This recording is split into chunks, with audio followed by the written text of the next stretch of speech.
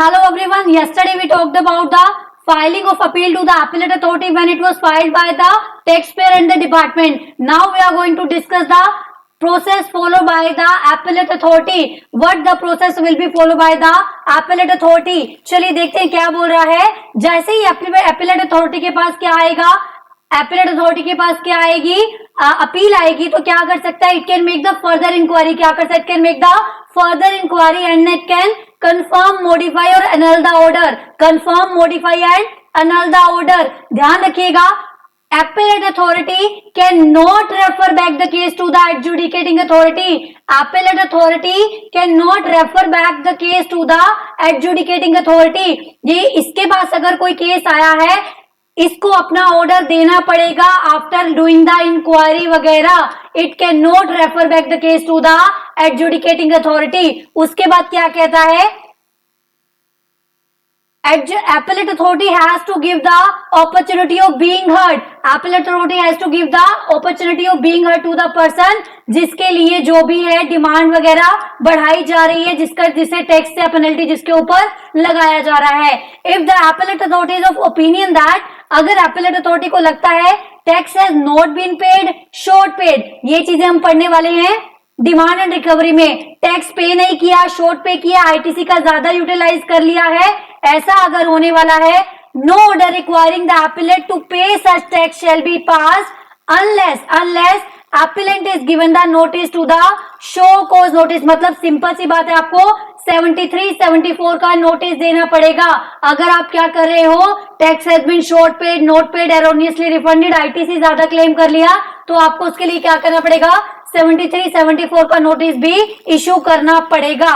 उसके बाद क्या कह रहा है, जो भी ऑर्डर होगा shall be the speaking order होगा, और वो अपने पॉइंट्स बताने वाला एपीलेट अथॉरिटी कि by what points taking into the consideration it is giving that order, what are the points that has been taken into the consideration by the appellate authority. उसके बाद आता है कब तक एपीलेट अथॉरिटी को case को solve करना है, till what time appellate authority has to give the order. Time limit ध्यान रखना, कंपल्शन टाइम लिमिट नहीं है, एडवाइजरी टाइम लिमिट की बोला गया है. Advisory time limit of 1 year from the date of filing of appeal.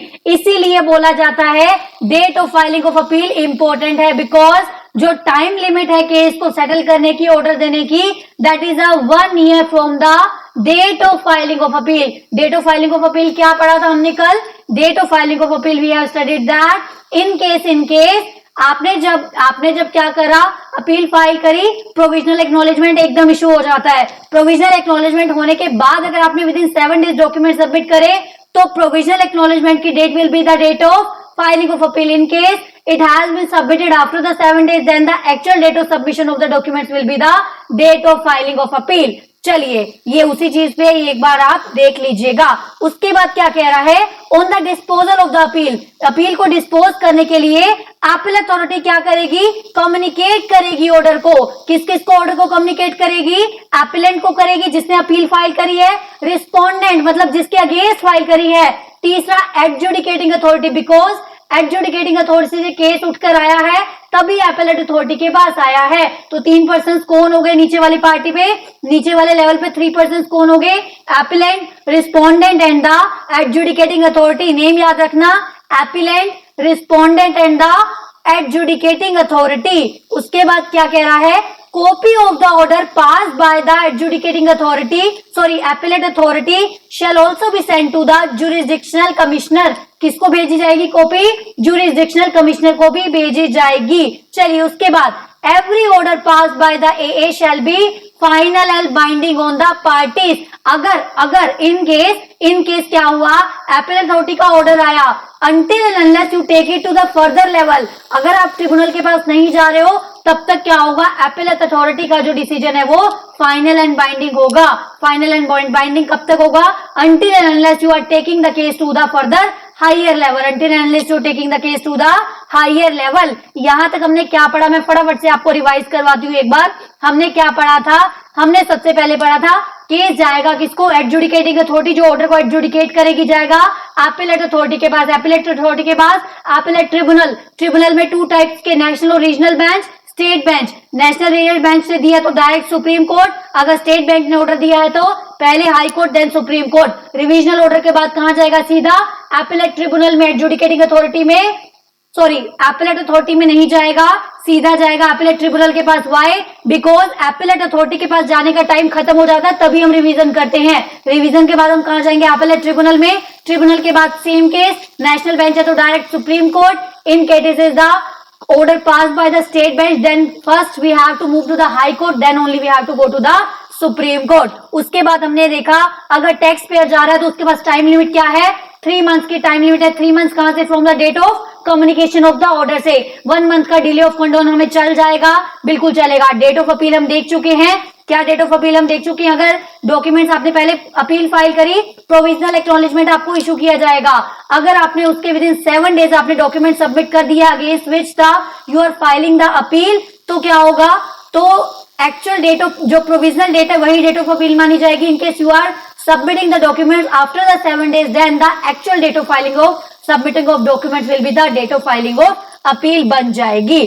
चलिए मैंडेटरी डिपॉजिट के रिगार्डिंग आगे हम पढ़ने वाले हैं। वही डिपार्टमेंट अगर फाइल करेगा, डिपार्टमेंट को कितना टाइम मिलेगा, 6 + 1 मंथ। वाई, बिकॉज डिपार्टमेंट है ढीला ढाला, उसको चाहिए टाइम ज्यादा, तो डिपार्टमेंट के लिए टाइम हो जाएगा 6 मंथ्स। डिपार्टमेंट के लिए टाइम हो जाएगा 6 मंथ। और डिपार्टमेंट को कोई भी प्री डिपॉजिट करना मैंडेटरी नहीं है, डिपार्टमेंट को कोई भी प्री डिपॉजिट करना मैंडेटरी नहीं है।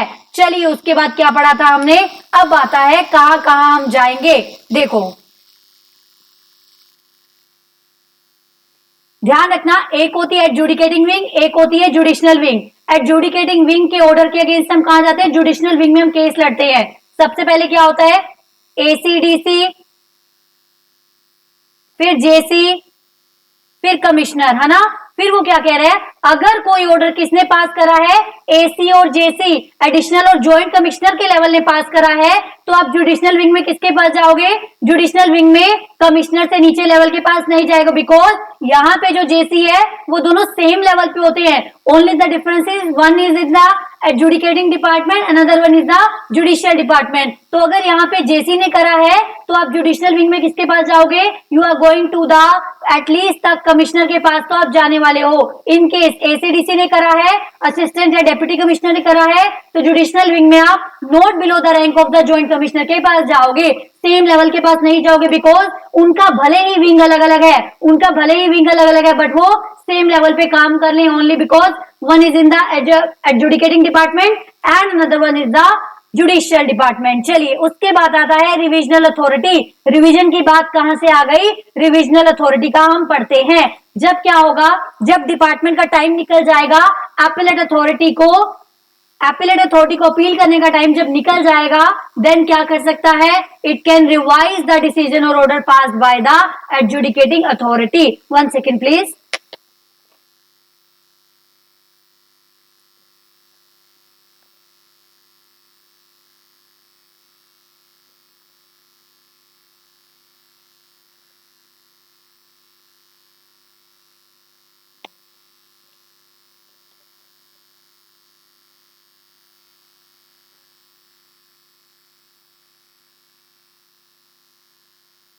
चलिए अब हम क्या पढ़ने वाले हैं, we are going to study the revisional concept. Revision कैसे होगा ऑर्डर का, GST law also provide the mechanism for the revision by the revisional authority. Revisional authority can revise the order pass by its subordinates. Revisional authority can revise the order passed by its subordinates. RMA on his own motion, revisional authority can on by on, या फिर commissioner अगर इनको request करी है, call for and examine the record of the proceedings, तो क्या कर सकता है, रिविजनल अथॉरिटी में ऑन हिज ओन मोशन और upon the information received by him on request of the commissioner, जब वो कमिश्नर उसको बोलता है, then also it can go for the revisional, then it can also go for the revision. चलिए देखिए क्या कह रहा है,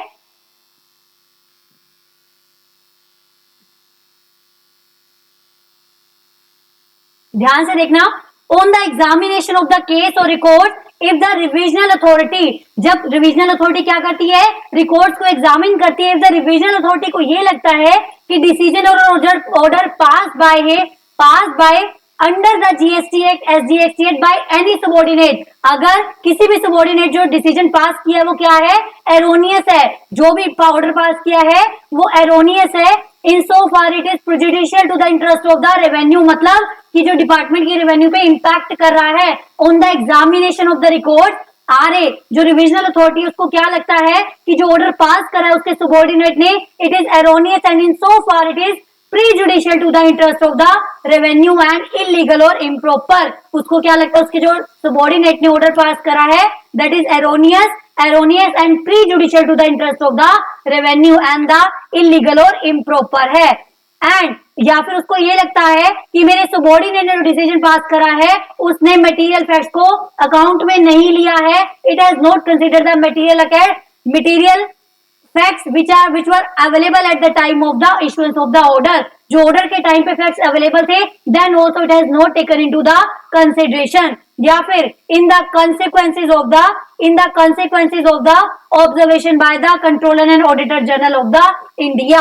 सिंपल सी बात क्या बोली, रिविजनल अथॉरिटी ने क्या करा, रिविजनल अथॉरिटी ने केस को एग्जामिन करा, उसको ये पता चला कि जो ऑर्डर पास करा है उसके सबॉर्डिनेट ने नंबर 1 क्या है, वो एरोनियस है, prejudicial to the interest of revenue है, ध्यान रखिए क्या है, एरोनियस है, prejudicial to the interest of revenue है। दूसरा इंपॉर्टेंट फैक्ट, उसने मटेरियल फैक्ट को कंसीडर नहीं करा है, वो material fact which are available at the time of the passing of the order, which was the available at the time of the passing of the order, या फिर जो order उन्होंने pass करा है वो in the consequence of the observation है, जो CAG का ऑब्जर्वेशन था उसके अगेंस्ट कुछ ऑर्डर पास करा है।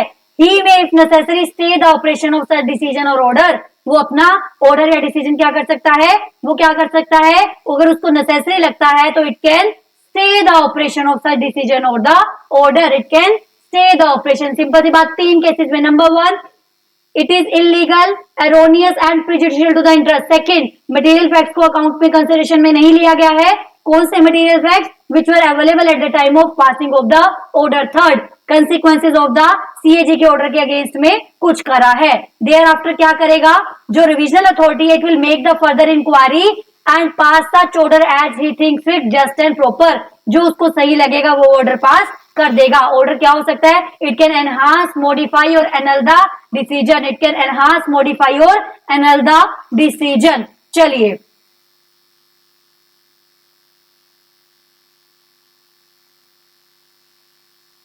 along with the order RA shall also issue a summary of the order, RA क्या करेगा, समरी भी इशू करेगा एंड इंडिकेट करेगा फाइनल अमाउंट कितनी कितनी उनकी बनती है।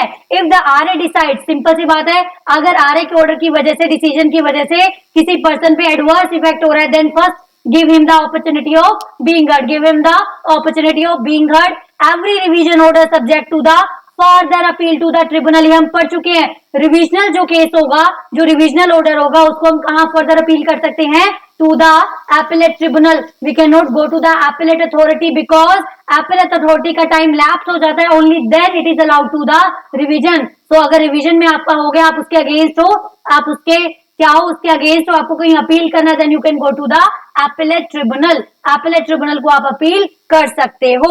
आई होप आपको यहां तक समझ में आया।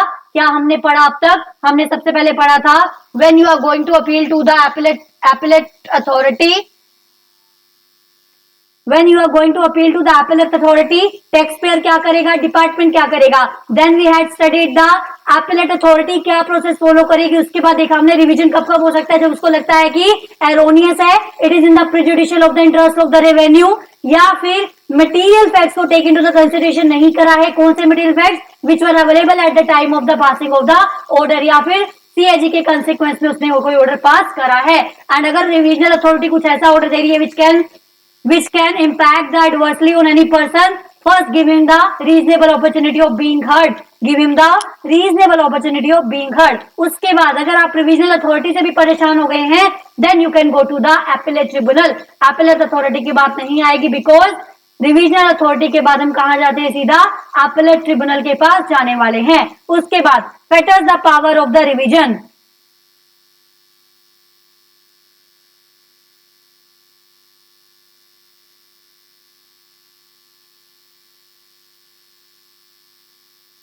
देखिए क्या कह रहा है, the power of the important है ये पॉइंट भी आपको क्वेश्चंस में बहुत बार मिलेगा। The power of the revision is subject to the condition that the non appealable order and decision can not be revise. कुछ ऐसे non appealable order and decision है जो हम आगे पढ़ने वाले हैं जिनके अगेंस्ट रिवीजन नहीं हो सकता है। कुछ ऐसे, अब अगर एक क्वेश्चन आ जाता है कि सारे ऑर्डर्स के अगेंस्ट हो सकता है रिवीजन, नो, कुछ ऐसे भी हैं जो नॉन अपीलेबल है, मतलब कुछ ऐसे ऑर्डर आ चुके हैं जिनके अगेंस्ट आप रिवीजन नहीं कर सकते हो। नॉन अपीलेबल है तो उनके अगेंस्ट आप रिवीजन नहीं कर सकते हो।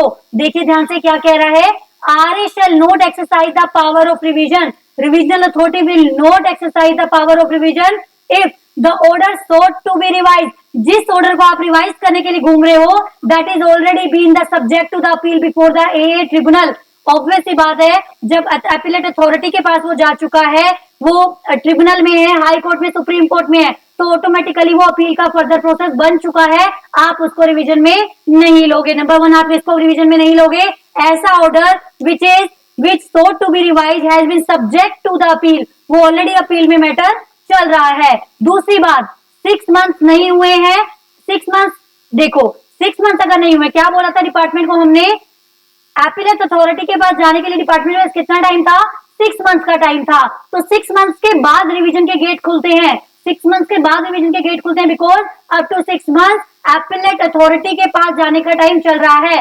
तो रिवीजन कब होगा, रिवीजन तब होगा कि 6 मंथ एक्सपायर ना हुए हो एंड 3 ईयर से ज्यादा ना हुआ हो। 3 ईयर से ज्यादा नहीं, मतलब 6 मंथ से लेके 3 ईयर्स तक का टाइम पीरियड है to do the revision. 6 month से लेके 3 ईयर्स का टाइम पीरियड है to do the revision. Why, because 3 years का टाइम इन्होंने हाईएस्ट टाइम डिसाइड करा, इसके बाद कोई भी रिवीजन नहीं होगा।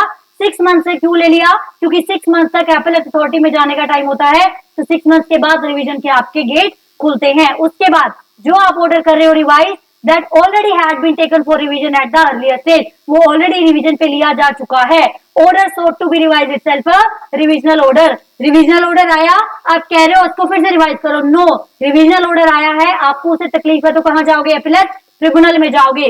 Revisional order can not be said to be order sought to be revise is itself a revisional order. अगर ऑर्डर जिसको आप कह रहे हो रिवाइज करो वो ऑलरेडी एक रिविजनल ऑर्डर है, अगर वो ऑलरेडी रिविजनल ऑर्डर है तो आपको अपीलेट ट्रिब्यूनल में जाना चाहिए, फिर से रिवीजन की मांग नहीं करनी चाहिए। फिर से देखो क्या क्या बोला गया, ऐसे कौन कौन से ऑर्डर है जिनके अगेंस्ट आप रिवीजन नहीं कर सकते। सबसे पहली बात क्या है, the order sought to be revise, जो आप देख रहे हो रिवाइज करने के लिए वो already subject matter of the appeal है। उसके बाद 6 मंथ का टाइम अभी नहीं बीता एंड 3 ईयर्स का टाइम बीत चुका है तो भी आप नहीं कर सकते। उसके बाद क्या था, the order which has already been taken at the revision at the earlier stage, already earlier stage पे उसका रिवीजन हो चुका है, या फिर रिविजनल ऑर्डर आया आप उसी को बोल रहे हो फिर से रिवाइज कर दीजिए, ऐसा पॉसिबल नहीं होने वाला है। चलिए अब एक पॉइंट मैं आपको समझाती हूँ जहां पे बहुत सारे स्टूडेंट को कंफ्यूजन होती है। मेरे साथ फटाफट देखना, आपने क्या करा, एक था ए एक था बी, 2 मैटर थे, एक केस था, एक पूरे केस में 2 मैटर थे, 1 matter was the A and another matter was the B. A को आप ऑलरेडी अपील में लेके जा चुके हो, तो बी पे आप क्या रिवीजन कर सकते हो, बी पे आप रिवीजन कर सकते हो, बिल्कुल कर सकते हो। कब तक कर सकते हो, वो टाइम पीरियड है, बी पे आप कब तक रिवीजन कर सकते हो, उसका टाइम पीरियड क्या है, उसका टाइम पीरियड है expiry of the 1 year from the date of order in such appeal. इस अपील पे जब ऑर्डर आ जाएगा उससे एक्सपायर होगा 1 ईयर, या फिर जो ओरिजिनल केस था उससे up to 3 year whichever is later, जो इनिशियल ऑर्डर आया था उसका up to 3 year whichever is later हम कर सकते हैं। सेम बात पे देखो क्या बोला गया, देखो यहां से आपको समझ में आएगा। ABC private limited manufacture product P and product Q. ABC private limited क्या करती है, product P and product Q को मैन्युफैक्चर करती है। कंपनी ने अवेल किया एग्जम्पशन का benefit, exemption notification in respect of product P पे नोटिफिकेशन था and page the tax on the Q पे उसने टैक्स पे कर दिया। शो कॉज नोटिस इशू करा गया प्रोडक्ट पी के रिगार्डिंग कि जिस पे आपने एग्जम्पशन लिया that is not eligible for the exemption, जिस चीज पे आपने एग्जम्पशन लिया that is not eligible for the exemption and Q was liable at the 18%। Q पे 18% लगना था, अर्लियर क्या था, हमने 12 पे कर दिया गया है। Adjudicating authority concluded that the rate of the tax Q was correct. Adjudicating authority ने क्या बोला, क्यू का रेट था करेक्ट था, but the exemption on product P was availed wrongly. Product P पे जो एग्जम्पशन थी वो रॉन्गली अवेल की गई है। तो ऑर्डर जो डिमांड था 10 लाख का ऑर्डर पास किया गया।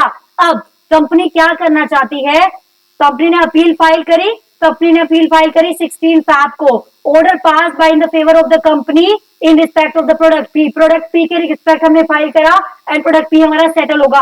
अब बात आती है कंपनी ने अगर सेकंड प्रोडक्ट क्यू के रिगार्डिंग अपील फाइल करनी है तो कंपनी क्या करेगा, कंपनी ने फाइल करनी है तो कब फाइल करेगा, 1 year from the date of order pass by the appellate authority. Appellate authority ने ऑर्डर कब पास किया, 31 अक्टूबर 21, तो जब उसका ऑर्डर पास हो उससे 1 year कब हो जाएगा, 31 अक्टूबर 22, और 3 years from the initial order. Initial order कब पास हुआ था, 15 जनवरी 21, 24 तक, दोनों में से जो लेटर होगा तब तक आप क्यू के रिस्पेक्ट में जा सकते हो, तब तक आप क्यू के रिस्पेक्ट में जा सकते हो। सिंपल सी बात मैं फिर से रिपीट कर रही हूं, क्या बोला गया, दो मैटर हैं ए एंड बी। ए पे आप ऑलरेडी अपील में जा चुके हो, बी पे आप जाना चाहते हो, बी पे आप रिवीजन में जाना चाहते हो, you want to go to the revision in case of the B. B पे आप रिवीजन में कब तक जा सकते हो, 1 year from the date of the order in respect of A and 3 years from the date of the original order, 3 years from the date of the original order and 1 year from the date of the order in respect of the A, whichever is later। तब तक आप B वाले case में revision के लिए जा सकते हो। उसके बाद बोला गया अगर कोई भी क्या चल रहा है,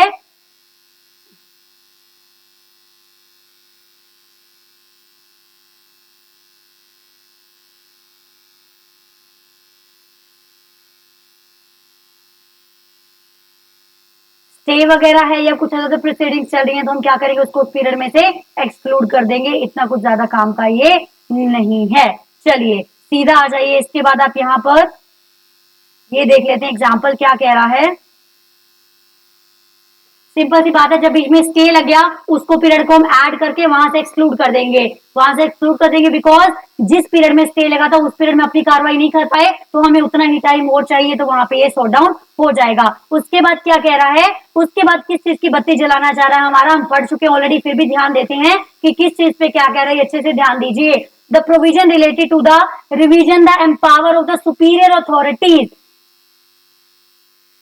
सिंपल सी बात है, रिवीजन कब होगा, जब जूनियर्स ने सबॉर्डिनेट्स ने गलत ऑर्डर पास कर दिया है, उस केस में रिवीजन हो सकता है। AA has also the power to annul and enhance, it cannot refer back the case। कोई बात बोलेगा ये रेफर बैक द केस नहीं कर सकता है।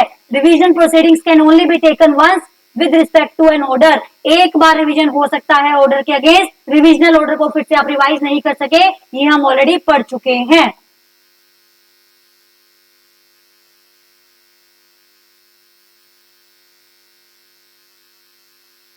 चलिए ये हम ऑलरेडी बहुत बार रिवाइज कर चुके हैं, सो इतना कुछ खास इसमें नहीं था।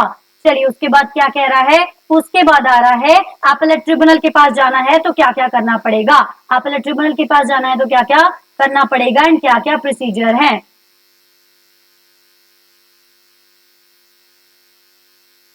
मैंने आपको एक चीज बताई थी, अपीलेट ट्रिब्यूनल में दो केसेस होते हैं, एक होता है नेशनल और रीजनल बेंच, एक होता है स्टेट और एरिया बेंच। नेशनल और रीजनल बेंच के पास वही केसेस जाएंगे जो प्लेस ऑफ सप्लाई के मैटर है, जो प्लेस ऑफ सप्लाई के मैटर है तो वो कहां जाएंगे, नेशनल एंड रीजनल बेंच के पास जाएंगे, एंड जो स्टेट बाकी मैटर्स है वो किसके पास जाएंगे, वो स्टेट के पास जाएंगे। ऑब्वियस सी बात है, जो नेशनल बेंच ने वो हमारा केस हर्ट किया उसके अगेंस्ट हम कहां जाने वाले हैं, डायरेक्टली सुप्रीम कोर्ट में। In case the order is pass by the state और रीजनल बेंच, स्टेट और area bench sorry, then we have to move first to the high court then only to the supreme court. क्या बोल रहा है, and appeal against the decision of the national bench lies directly to the supreme court. अगर national bench का कोई appeal है उसके decision के ऑर्डर के अगेंस्ट हमने कहीं जाना है, we will move directly to the supreme court. But state bench के अगेंस्ट हम कहां जाएंगे, स्टेट बेंच के अगेंस्ट हम कहां जाएंगे, इन द हाई कोर्ट। ध्यान रखना, only on the substantial question of the law, question of the fact सिर्फ अपीलेट ट्रिब्यूनल तक डील किया जाएगा।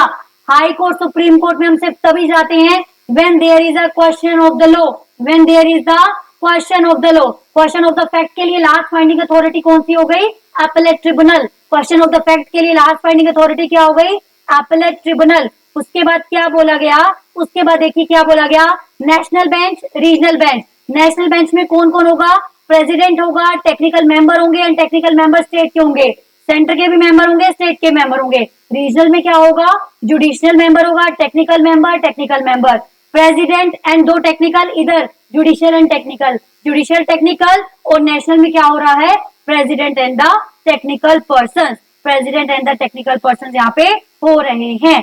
चलिए उसके बाद देखिए क्या कह रहा है,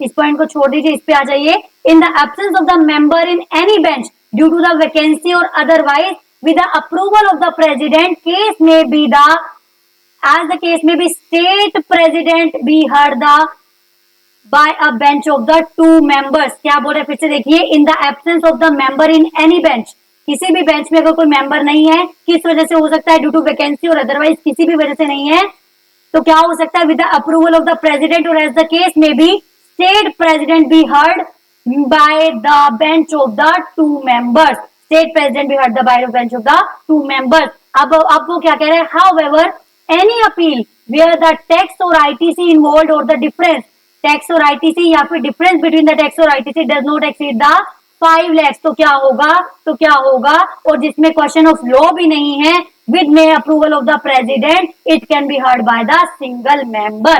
सिंपल सी बात, ये पॉइंट इंपॉर्टेंट है हमारे लिए। क्या इंपॉर्टेंट है, अगर 5 लाख तक का केस है, 5 लाख तक का केस है एंड जिसके अंदर क्वेश्चन ऑफ लॉ नहीं है, ध्यान रखना 5 लाख तक का केस है एंड क्वेश्चन ऑफ लॉ नहीं है, तो प्रेसिडेंट की अप्रूवल से single member can heard the case, single member can heard the case up to the 5 lakhs तक, अप टू द 5 lakhs तक single member can be heard the case. चलिए उसके बाद क्या आ रहा है, उसके बाद बोल रहा है procedure before the appellate tribunal. Appellate tribunal के पास वही पावर होती है जो सिविल कोर्ट प्रोसीजर वालों के पास पावर होती है, जो civil code of civil procedure वालों के पास पावर होती है। वही क्या क्या, summoning and enforcing the attendance of the person, requiring and description of the documents, ये हम बार बार रिपीट कर चुके हैं, बहुत बार ये सब जगह आता है।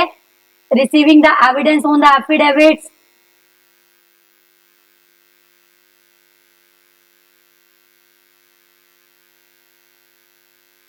ठीक है, issuing the commission, dismissing representation, setting aside dismissal of any representation. Simple सी बात है, जो पावर सिविल कोर्ट प्रोसीजर में है वही पावर एपेलेट ट्रिब्यूनल को भी दी गई है, वही पावर एपेलेट ट्रिब्यूनल को भी दी गई है। फिर से एक बार देखते हैं कौन कौन सी पावर है। सबसे वन क्या है, summoning and enforcing the attendance of any person and examining him on the oath, उसको कसम वगैरह खिलवा सकते हैं। requiring the discovery and the production of the documents, वो बोल सकते हैं कि डॉक्यूमेंट्स लाकर दीजिए। एपेलेट ट्रिब्यूनल भी वही सब काम कर सकती है जो सिविल कोर्ट प्रोसीजर में अलाउड है। receiving the evidence on the affidavit, evidence मंगवा सकती है किस पे, एफिडेविट पे। पहला क्या था, summoning and enforcing the attendance, दूसरा डॉक्यूमेंट्स मंगवा सकती है, तीसरा एविडेंस मंगवा सकती है, फिर कमीशन इशू कर सकती है for the examination of the witness, witness और डॉक्यूमेंट्स के लिए कमीशन इशू कर सकती है, जो रिप्रेजेंटेशन उसको डिसमिस कर सकती है। Setting aside the order of the dismissal of any representation, कोई भी क्या है ऑर्डर है, कोई डिसमिसल रिप्रेजेंटेशन का जो ऑर्डर है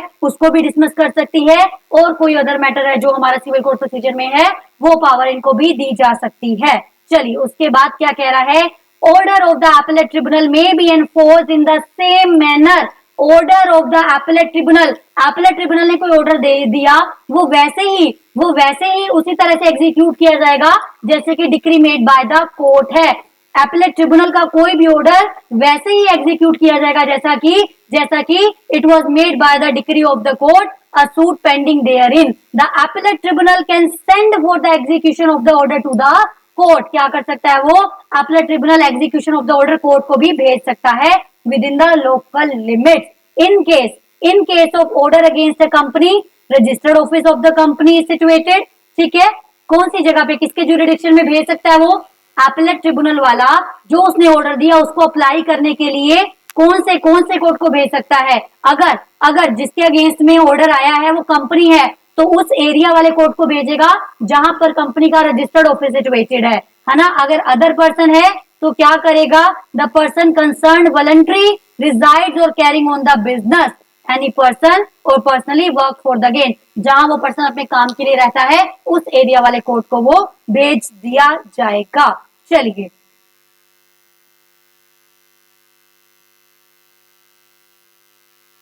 अब आता है appeal to the appellate authority, कौन कौन कर सकता है, ट्रिब्यूनल को अपील कौन कर सकता है, टैक्स पेयर भी कर सकता है, डिपार्टमेंट भी कर सकता है। टैक्स पेयर क्या करेगा, टैक्स पेयर के पास टाइम कब है, 3 + 3 मंथ्स का टाइम है। टैक्स पेयर का टाइम कब है, 3 + 3 मंथ्स का। पीछे टैक्स पेयर का टाइम कितना था? पीछे टैक्स पेयर के पास टाइम था 3+1। नाउ 3+3, 3+1, 3+3। ध्यान रखना सेकेंड केस में दोनों को बराबर राइट दिया हुआ है, मतलब 6 महीने का टाइम पूरा करना है।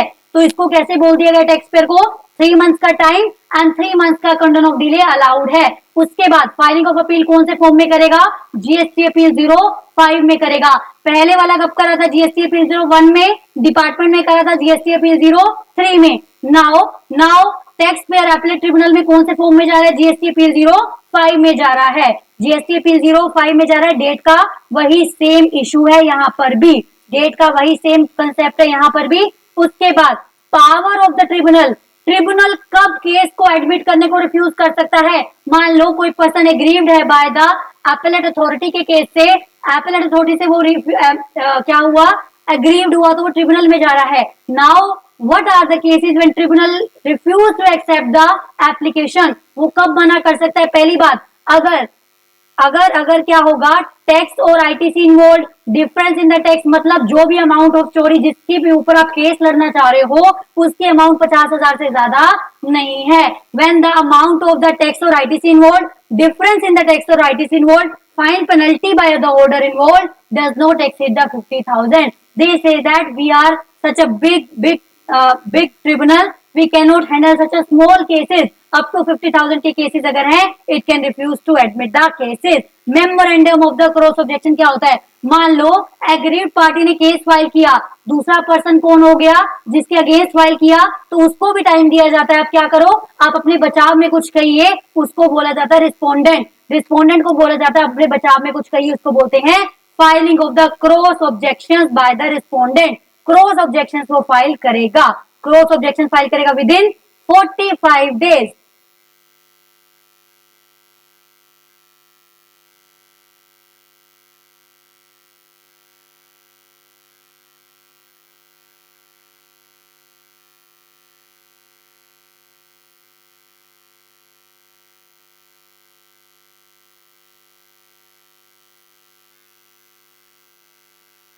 विद इन 45 डेज वो क्या करेगा? मेमोरेंडम ऑफ क्रॉस ऑब्जेक्शन को फाइल करेगा। किसमें फाइल करेगा? जीएसटी बिल 06 में फाइल करेगा। मैं इसका रिपीट करो, जीएसटी बिल 01 कब था? जब टैक्स पेयर ने अपीलेट अथॉरिटी को दिया। जीएसटी बिल 03 कब था? जब डिपार्टमेंट ने आगे अपील करी थी। उसके बाद जीएसटी बिल 05 कब आई थी? When the tax payer was applying to the appellate tribunal. GST bill 06 कब आई? Memorandum of cross objection filed by the respondent. Memorandum of cross objection can be filed by the respondent, वो GST bill 06 में जाएगा। Tribunal can condone the delay up to 45। Originally time is allowed 45, after that 45 day का condone of delay भी allowed है। Condone of delay allowed है up to the 45 days if there were sufficient cause for delay. Fees कितनी है? Fees कितनी है? ध्यान रखना, fees for filing the appeal, fees कितनी है? 1000 for every 1 lakh of tax. 1000 for every 1 lakh of tax. मान लो 2 लाख का मेरा डिस्प्यूट है, 2 लाख के टैक्स का मेरा डिस्प्यूट है। 1000 किसके लिए है? फॉर एवरी 1 लाख के लिए है। तो 2000 मुझे क्या करना पड़ेगा? डिपॉजिट करवानी पड़ेगी। Maximum up to 25,000। मान लो आप क्या कर रहे हो? बहुत बड़े अमाउंट के लिए जा रहे हो, 200 करोड़ के लिए जा रहे हो, 200 करोड़ के लिए जा रहे हो, तो क्या होगा? मान लो 500 करोड़ के लिए जा रहे हो, 50,000 आपकी फीस बन गई, तो मैक्सिमम कितना अलाउड है? मैक्सिमम डिपॉजिट फाइलिंग क्या है? Fees for filing the appeal कितनी है? 25,000। मेरा रिपीट करो, अभी तक हमने क्या पढ़ा? अभी तक हमने एक चीज तो ये पढ़ी थी, क्या पढ़ी थी? एक चीज हमने, अगर अप टू 50,000 है तो appellate tribunal can refuse to admit the case to the filing of appeal. appellate tribunal can refuse the admit of the case. appellate tribunal क्या कर सकता है? केस को एडमिट करने से रिफ्यूज कर सकता है। दूसरा क्या आया? ट्रिब्यूनल में फाइल करने की फीस कितनी है? 1000 for every 1 lakh, 1000 for every 1 lakh, but maximum कितना है? 25,000। मैक्सिमम कितना है? 25,000। ध्यान रखना, there shall be no fees for application made before the appellate tribunal for the rectification of error. In case you are going to filing the appeal for the rectification of the error, then there will be no fees for that. No fees for what? Rectification of error के लिए अगर कोई आप डाल रहे हो file, तो उसके लिए कोई भी जो है फीस वो नहीं है। क्या पढ़ा था हमने? एक पढ़ा अप टू 50,000 तक वो एडमिट करने के लिए रिफ्यूज कर सकता है। एक चीज हमने और देखी थी, एक चीज क्या देखी थी? Single member can hurt the case. अगर क्या है, जो टैक्स वगैरह है, फाइन पेनल्टी है, वो अप टू 5 लाख है and there is no question of law, तो प्रेसिडेंट की अप्रूवल से क्या हो सकता है? सिंगल मेंबर भी केस को हर्ट कर सकता है, सिंगल मेंबर भी केस को हर्ट कर सकता है। उसके बाद अगर डिपार्टमेंट जाएगा अपील में तो क्या टाइम होने वाला है? डिपार्टमेंट जाएगा तो सीधा सीधा डिपार्टमेंट के लिए तो हम 6 मंथ ऑलरेडी पढ़ चुके हैं। 1357 1 tax payer, 2 was department, 5 was tax payer again, 7 was department. 6 किसके लिए था बीच में? 6 was for the memorandum of the cross objection. तो 7 में फाइल करेगा इधर इलेक्ट्रॉनिक और एंड 6 मंथ का टाइम दिया गया है डिपार्टमेंट को, 6 मंथ का टाइम दिया गया है डिपार्टमेंट को। डिपार्टमेंट को कोई भी प्री डिपोजिट नहीं करना है, डिपार्टमेंट को कोई भी प्री डिपोजिट नहीं करना है। चलिए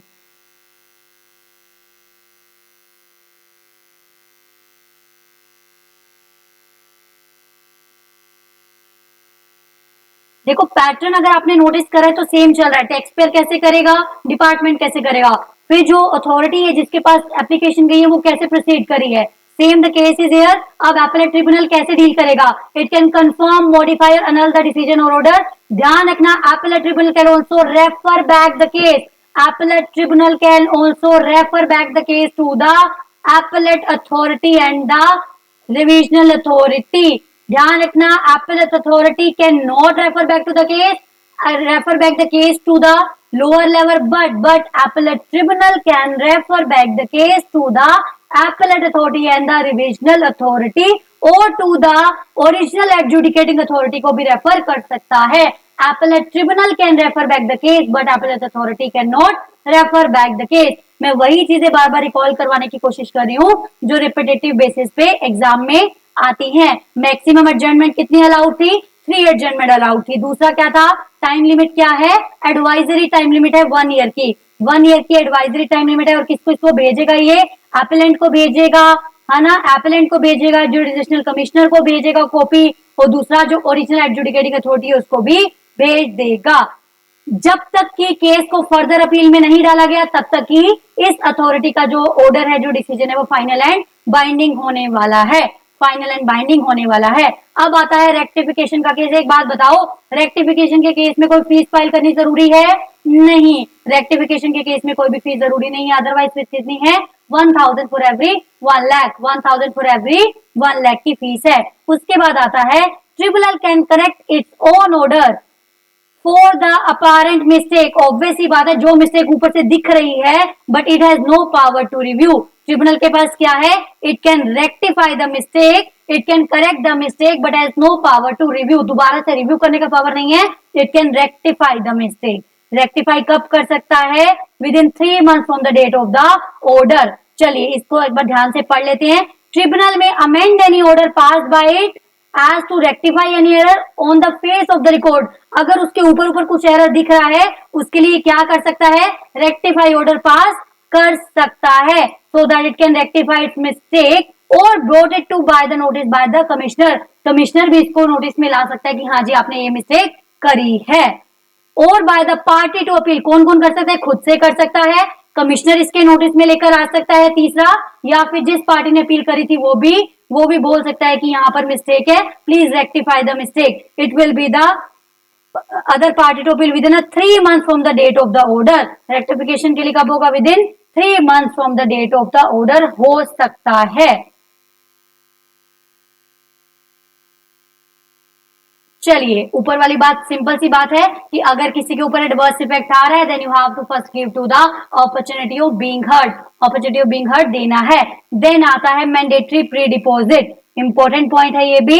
मैंडेटरी प्री डिपॉजिट मैं आपको करवाने वाली हूँ, उससे पहले मैं आपको एक अमेंडमेंट बता देती हूँ। अमेंडमेंट क्या बोलती है? अमेंडमेंट आई है सेक्शन 129 वाले चैप्टर में। कहा था? ऑफेंसेस एंड पेनल्टी में जो अमेंडमेंट आई है, क्या बोला गया? इसके अगेंस्ट भी आप अपील कर सकते हो, लेकिन जब इसके अगेंस्ट आप अपील में जा रहे हो तो आपको 25% ऑफ पेनल्टी का प्री डिपॉजिट करवाना है। इन केस ऑफ द 129 वाला जो पेनल्टी है, 129 वाले पेनल्टी के केस में आप अपील फाइल कर सकते हो। अपील फाइल कर सकते हो आप 129 वाली पेनल्टी के केस में अपील फाइल कर सकते हो। उसके रिगार्डिंग प्री डिपॉजिट क्या है, 25% ऑफ द पेनल्टी। 25% पेनल्टी किस में डिफाइन है, CGST में। अब दोनों को मिलाएंगे तो 25 प्लस 20 कितना हो जाएगा, 50% आपको टोटल देना पड़ेगा। 50% टोटल देना पड़ेगा। ये अब मैं आपको कहां करवाऊंगी, ये मैं आपको जब 129 की पेनल्टी करवाने वाली हूं उसमें जब अमेंडमेंट कराऊंगी, then also I will be referring it to this section. चलिए, बट मैं आपको बता रही हूँ so that hand to hand आपका कुछ भी छूटे नहीं। अगर किसी ने किया है, आई ट्राई के अमेंडमेंट के लेक्चर्स में ले आऊं फटाफट से, तो उसके बाद क्या होगा, ध्यान रखना, ये मैं दोबारा से लेने वाली हूँ चीजें, बट मैं चाहती हूँ हर चैप्टर के अंदर मैं एक बार इनकॉर्पोरेट कर दूं what is the amendment in the particular lecture. तो यहाँ पे क्या अमेंडमेंट आई है, 129 सेक्शन के अगेंस्ट जब आप अपील करोगे तो 25% ऑफ द पेनल्टी आपको क्या करना है, प्री डिपोजिट करवानी है। 25% टोटल है नहीं, 25% CGST में है। जब 25% CGST 25% SGST बनेगा तो कितना हो जाएगा, 50% हो जाएगा, 50% हो जाएगा। चलिए,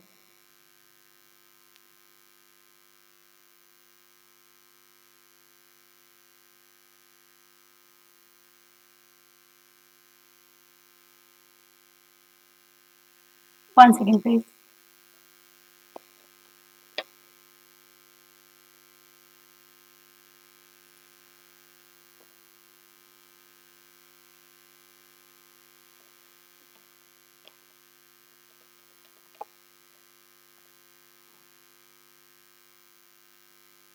इसमें आपने वर्डिंग्स को लर्न करना है, रीजन इज कीवर्ड्स हैं ये। चलिए देखते हैं, जब आप एपेलेट अथॉरिटी को अपील फाइल कर रहे हो तो क्या करोगे आप, no appeal shall be filed before the appellate authority.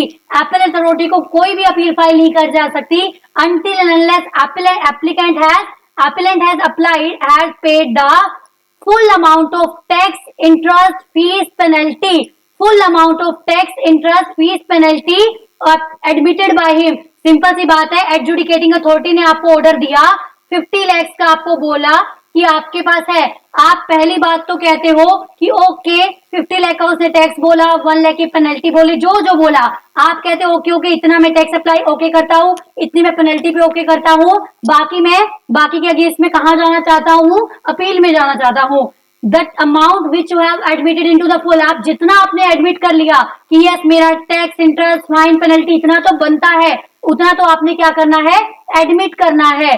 पर जो डिस्प्यूट में बच गया, जो टैक्स डिस्प्यूट में बच गया, ध्यान रखना, आपने पेनल्टी का भी 70,000 एक्सेप्ट किया, 30,000 पेनल्टी बच गई, बट जो डिस्प्यूट में क्या बोल रहा है, only the tax you have to refer in the dispute. आपने 50 लाख में से 30 लाख ओके करा तो टैक्स इन डिस्प्यूट कितना हुआ, 20 लाख। बाकी चीजें इन डिस्प्यूट वाले को छोड़ दीजिए, ओनली डिस्प्यूट में से किसको उठाना है, टैक्स वाले अमाउंट को उठाना है और उसका 10% कर देना है, up to a maximum 25 crore in case of CGST।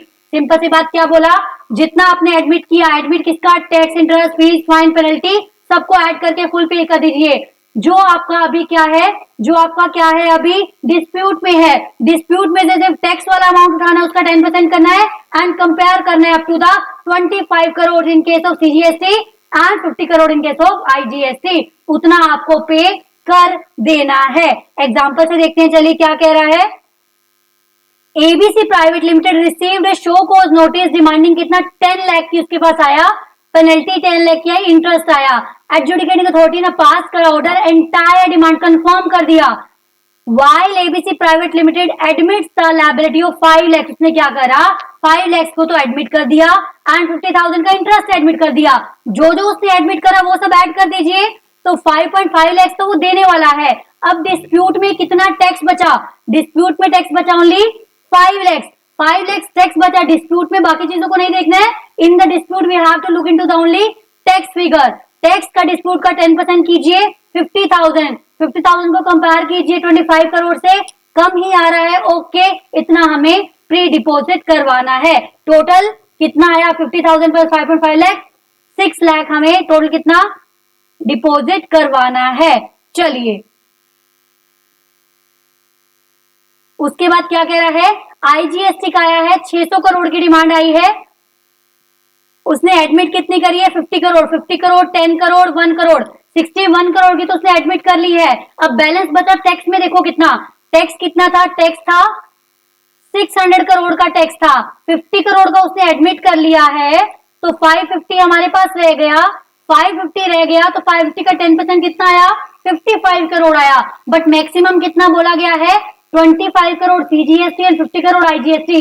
हमने 55 करोड़ पे ना करके ओनली 50 करोड़ पे करना है। सेम एज जब आप अपीलेट ट्रिब्यूनल में जा रहे हो तो क्या हो जाएगा, यहाँ 20% हो रहा है एंड 50 डबल द फिगर हो रही है।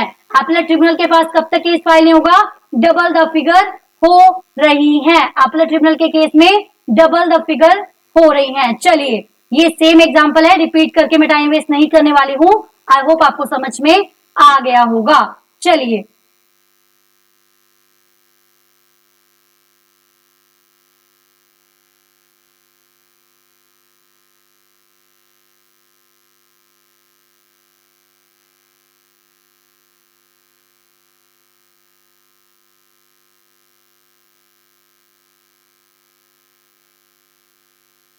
ये पॉइंट देख लीजिए, interest on the refund of the pre deposit, interest on the refund of the pre deposit. अगर प्री डिपोजिट हो सकता है कि आपने जो एक बार तो प्री डिपोजिट कर दिया, but when the order was came, order जब आया तो क्या हुआ, आपकी कोई टैक्स लायबिलिटी बनी नहीं, but still you have deposited earlier, तो क्या होगा, उसका आपको रिफंड मिलेगा।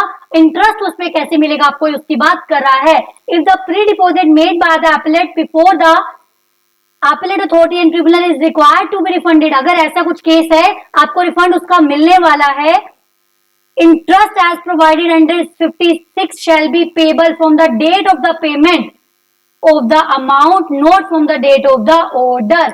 जिस डेट पे पेमेंट होनी चाहिए थी, रिफंड में हम पढ़ेंगे, जिस डेट पे पेमेंट होनी चाहिए थी till the time actually refunded, तब तक का इंटरेस्ट लगेगा। Till from the date of order आपको इंटरेस्ट मिलने वाला नहीं है, from the date of order आपको इंटरेस्ट मिलने वाला नहीं है।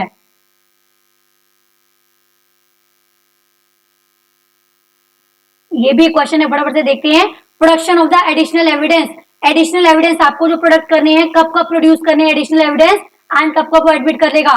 Where the adjudicating authority a has refuse to admit the evidence which ought to have been admitted, जो एविडेंस है वो एडमिट करने चाहिए थे, बट अपीलेट अथॉरिटी ने क्या करा, रिफ्यूज कर दिया।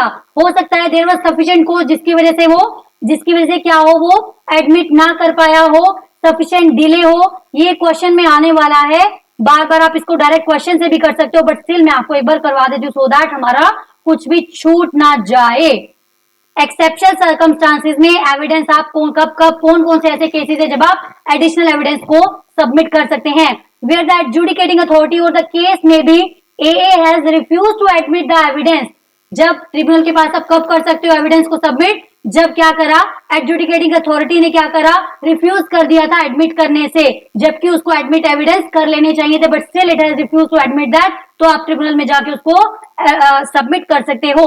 Where the appellant was prevented by sufficient cause, हो सकता है कोई सफिशिएंट रीजन हो, उसके पास अवेलेबल ही ना हो, वो कोशिश कर रहा हो ढूंढने की, तो क्या हुआ हो, तब तक क्या हुआ हो, उसके बाद सफिशिएंट कॉज था, वो दे नहीं पाया, तो जब तक केस ट्रिब्यूनल में आ गया सो अब it can submit the documents to the appellate tribunal. Where the appellant was prevented by sufficient cause before the adjudicating authority, तो क्या बोला गया, relevant, which is the relevant ground of the appeal।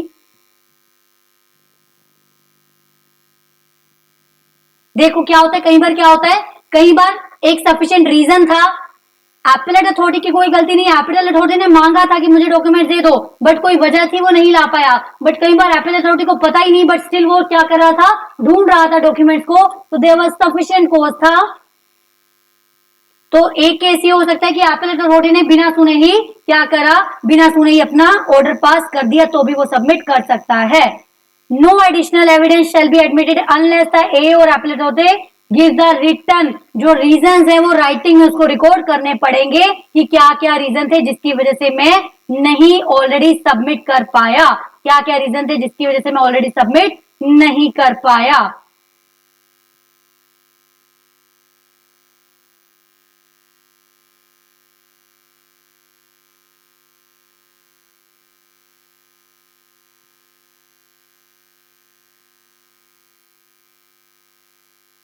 इसको एक बार read कर लीजिएगा, अगर आपको करना हो तो कुछ खास ही नहीं है, बट ये बात ध्यान रखना, रीजंस को राइटिंग में रिकॉर्ड करना पड़ेगा कि क्यों वो रिकॉर्ड नहीं कर पाया है पहले उन रीजन को क्यों नहीं ला पाया, सफिशिएंट रीजन होना चाहिए। The provision of the rule shall not affect the power of the appellate authority और the appellate tribunal to the direct of production और production of the any document. ऐसे कुछ केस की वजह से डॉक्यूमेंट प्रोड्यूस करने की पावर पे कोई भी इंपैक्ट नहीं आता है।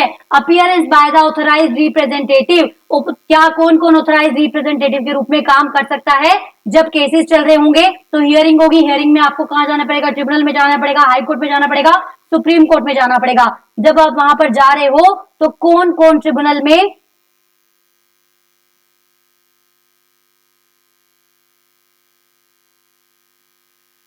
जा सकता है, कौन कौन ट्रिब्यूनल में जा सकता है? Who can be the authorised representative? Authorized representative can be relative, regular employee, advocate, chartered accountant, cost accountant, company secretary और GST practitioner. It also provided the specified indirect tax gazetted officer. जो specified indirect tax gazetted officers होते हैं, they can also represent the appellant in the appellate tribunal or as the case may be after the 1 year from the date of retirement. Retirement के date से 1 year के बाद वो उसको represent कर सकते हैं। ध्यान रखना, यहाँ पर एमसीक्यू बन सकता है। जो इनडायरेक्ट टैक्स गजेटेड ऑफिसर होते हैं, they can also represent as the authorised representative only after 1 year after the date of their retirement. Disqualification क्या हो सकती है? मान लो who has been remove from the government of service, obviously बात है आपको पहले ही रिमूव कर दिया गया, फालतू में आप कहीं भी रिप्रेजेंटेशन किसी को भी नहीं दे सकते हो। Who is the convicted by the court of offence, आप पे खुद पे केसेस चल रहे हैं, आप किसी और के केसेस को क्या संभालोगे? Who is found guilty of misconduct, हम बार बार इसको पढ़ चुके हैं। इंसॉल्वेंट हो गया,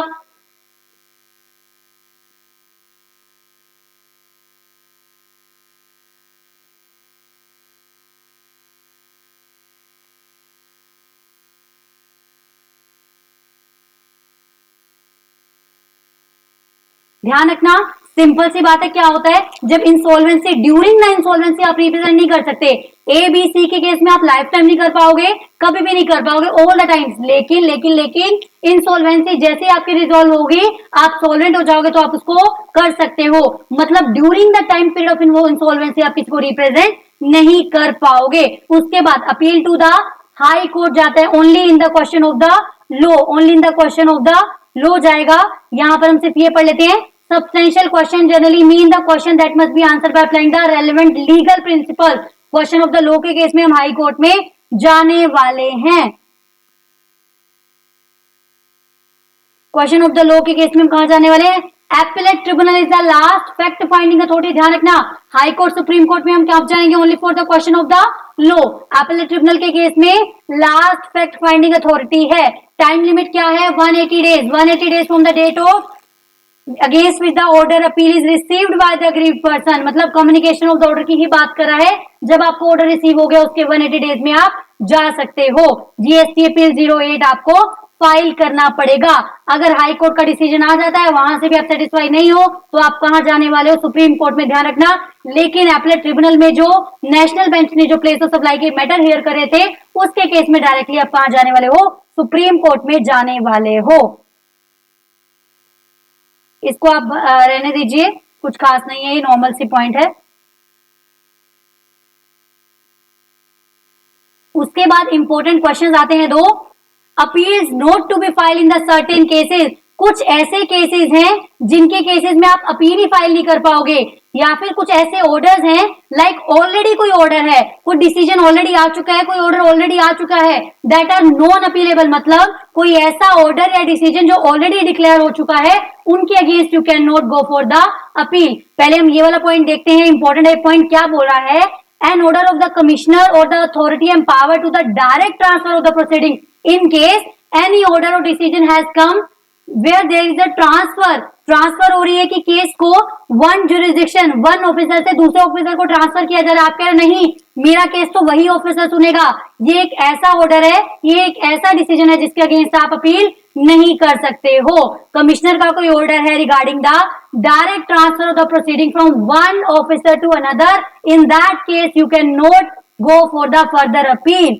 N order pertaining to the seizure और retention of the books of accounts, एक ऑर्डर आ चुका है, you are liable for the seizure और retention of the books of accounts आपकी हो रही है, डॉक्यूमेंट्स वगैरह रिटेन कर ले जा रहे हैं, इतनी ऊपर बात पहुंच चुकी है।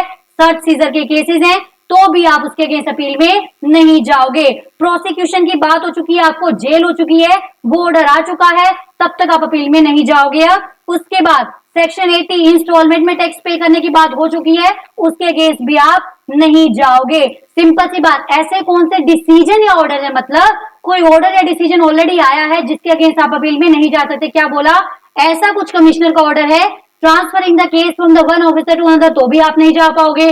रिटेंशन ऑफ द बुक्स का केसेस है तो भी नहीं जाओगे। प्रोसिक्यूशन हो चुकी है तो भी नहीं जाओगे, वो ऑर्डर आ चुका है। अगर सेक्शन 80 के अकॉर्डिंग क्या है, इंस्टॉलमेंट में पेमेंट की बात हो चुकी है, उसके अंडर ऑर्डर आ चुका है, तो भी आप नॉन अपीलेबल ये ऑर्डर क्या है, माना जाएगा। 121 में ये बोला गया है। उसके बाद appeal not to be filed in the certain cases, ये कुछ ऑर्डर या डिसीजंस की बात नहीं कर रहा है, कुछ केस की बात कर रहा है। ऐसा कुछ केस है जिसके अगेंस्ट आप आगे अपील में नहीं जाने वाले हो। चलिए ये लास्ट है, फटाफट से फिनिश करते हैं।